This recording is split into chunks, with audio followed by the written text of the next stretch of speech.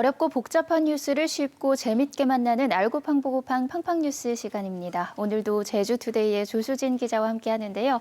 재성마을 이야기인 첫 번째 키워드, 밀려난 사람들 소식 바로 들어볼까요? 네, 재성마을. 요즘 뉴스에 자주 나오는 마을이죠.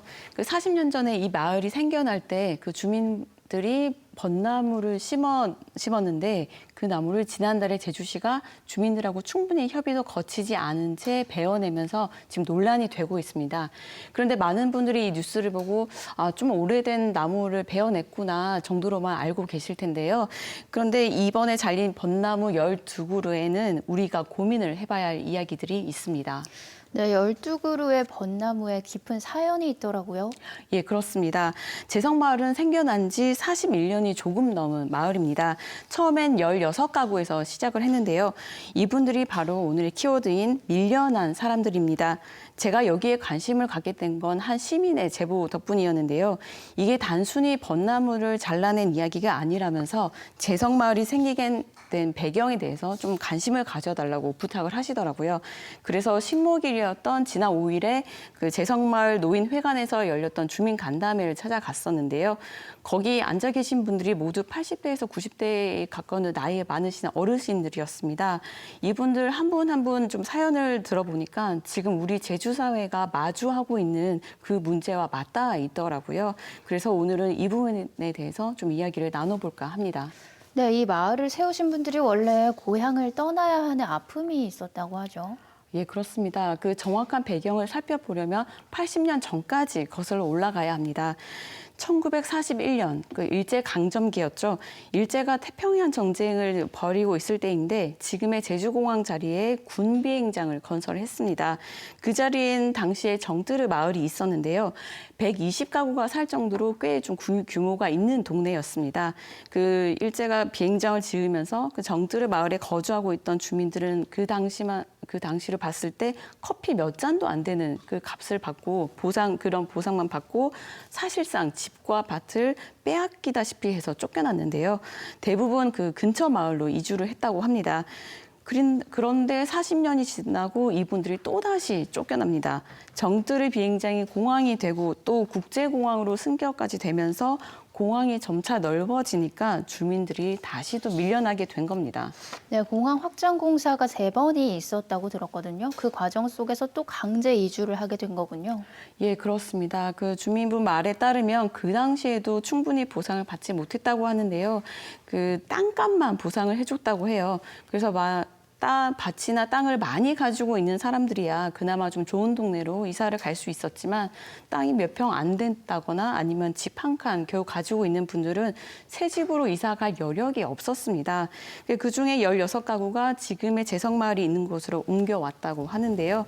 그 당시만 해도 재성마을은 허허벌판에다가 자갈만 많은 땅이어서 못 쓰는 땅이었다고 해요.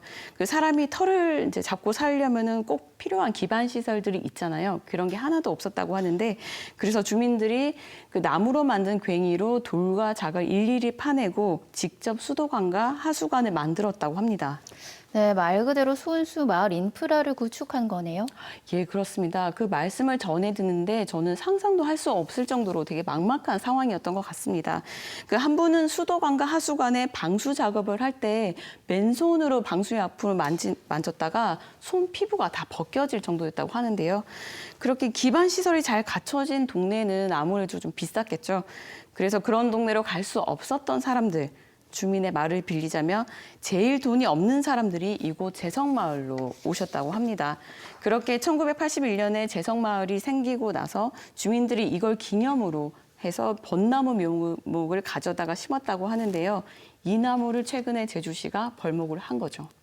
네, 주민분들께는 나무 이상의 의미가 있는 상징일 텐데요. 방금도 나왔던 화면인데 저도 뉴스를 진행하면서 한 할머님께서 눈물을 흘리시는 거 보고 참 마음이 아팠거든요. 예, 그분이 그 나무를 보면서 남편 생각을 그렇게 하셨다고 해요. 네. 그러니까 그런 나무가 자려나서 얼마나 또 마음이 아프셨을까요? 그렇게 마을이 생기고 1980년 중반에 또 이곳으로 이제 터전을 옮겨온 사람들이 있습니다. 바로 신사주동에 살던 분들인데요. 그곳에 하수 처리장이 생기니까 하천에 온갖 음식 찌꺼기와 하수가 떠내려왔다고 해요. 그래서 거기 살던 주민들 일부가 지금의 재성마을로 이제 이사를 할 수밖에 없었다고 하는데요. 앞에서 말씀드린 분들의 공통점은 모두 공항 때문에 그리고 하수 처리장 때문에 삶의 터전을 빼앗기고 밀려난 사람들이라는 겁니다. 이게 제주에 꼭 필요한 시설이니까 공익을 위해서라면 어쩔 수 없는 일 아니냐라고 생각하시는 분들도 계실 텐데요. 그런데 이런 시설로 가장 혜택을 받는 사람들은 누구일까요? 기반 시설이 잘 갖춰진 비싼 도심에 살고 있는 사람들일 겁니다. 그런 곳은 비행기 소음으로 스트레스를 받을 필요도 없고 또 사람들이 기피하는 시설이 들어설 일도 없죠. 피해는 보지 않고 편의만 누릴 수 있는 거잖아요. 하지만 밀려나는 사람들은, 고통을 받는 사람들은 언제나 변두리에 살고 있는 사람들입니다. 네, 기자님, 부의 불균형, 삶의 질의 불균형을 마주하는 대목 같습니다. 이런 문제에 공감하는 시민들과 재성마을 주민들이 이번 주말에 특별한 행사를 연다고요? 네, 이번 주 일요일 오전 10시에 도주 사수항에서 몰래물, 혼디 거념길이라는 행사가 열린다고 하는데요. 공항이 들어서면서 지도에서 사라진 마을, 몰래물을 기억하며 무분별한 개발 사업에 대해 성찰하는 취지로 지금 마련이 됐다고 합니다.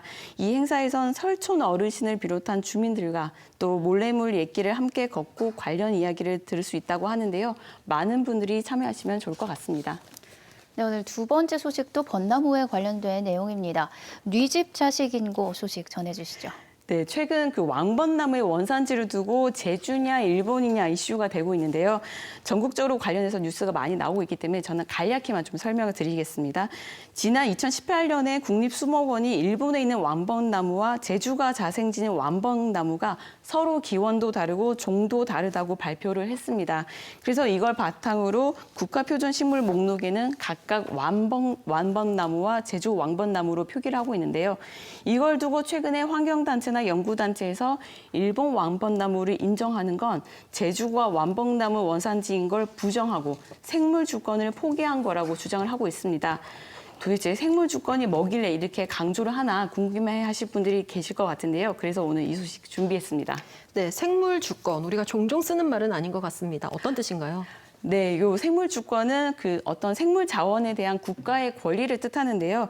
지난 1992년 브라질 리우에서 열린 유엔 환경개발회의에서 생물 다양성을 보존하기 위해 관련된 국가 간의 권리와 또 의무 관계를 규정하는 협약이 맺어졌거든요. 이걸 이행하기 위해서 지난 2010년 일본 나고야에서 의정서가 만들어졌습니다. 여기서 생물 주권이란 말이 생겨났는데요. 이 협약에 따르면 어떤 국가에서 생물 자원을 이용해서 상품을 만들었는데 거기서 이익이 발생할 경우 그 이익을 자원을 제공한 나라하고도 나눠야 한다고 명시하고 있습니다. 자원을 제공한 나라와 이용한 나라가 같다면 크게 문제가 없지만 이게 다를 경우에는 국제 간의 분쟁이 발생할 수도 있는 문제인데요. 요즘 또 건강이나 미용에 대해 관심이 높잖아요. 그래서 다양한 식물을 원료로 건강식품이나 의약품 그리고 화장품 같은 상품들이 많이 개발되고 있는데 이런 이제 돈 문제 때문에 생물 주권의 중요성이 높아지니까 생물의 원산지를 밝히는 일이 이제 뜨거운 이슈가 되고 있는 겁니다. 네, 상당히 예민한 문제인데 산림청에서 토론회를 열고 문제를 해결할 계획이라고 밝혔습니다. 수용할 수 있는 객관적 자료로 이참에 명확하게 논란을 규정지어야겠습니다. 아쉬운 소식이 하나 있는데요. 지난 1년 동안 우리 알고 방보고팡 팡팡뉴스를 함께해온 조수진 기자, 오늘 팡팡뉴스 마지막 방송입니다. 본업에 더 충실하기 위해서 물러나는 건데 아쉬워할 시청자분들이 많거든요. 한 말씀 해주시죠. 네, 저도 이제 좀 적응하려나 했더니 네. 이렇게 또 인사를 드리게 돼서 너무 아쉬운데요. 이게 팡팡 뉴스가 이제 10분 정도잖아요. 요 매주 이 뉴스를 준비할 때 가장 좀 신경을 썼던 게 이 쏟아지는 뉴스들 중에서 우리 이제 도민과 시청자분들이 좀 고민해봤으면 하는 부분을 좀 짚어보자는 거였습니다. 그게 조금이라도 좀 전달이 됐다면 정말 뿌듯할 것 같고요. 그건 저 좀 부족하지만 좀 지켜봐주신 시청자분들과 그리고 요 팡팡 뉴스가 함께 만들어주시는 분들께 감사의 말씀 드리고 싶고 마지막으로 지역 언론에 대해서 많은 관심 부탁드리겠습니다. 네, 참 깊이 있는 해설로 다양한 소식 전해주셨는데 앞으로는 기사로 만나보겠습니다. 앞으로 응원하겠습니다. 오늘 팡팡뉴스 여기에서 마무리하겠습니다. 두 분 고맙습니다. 감사합니다.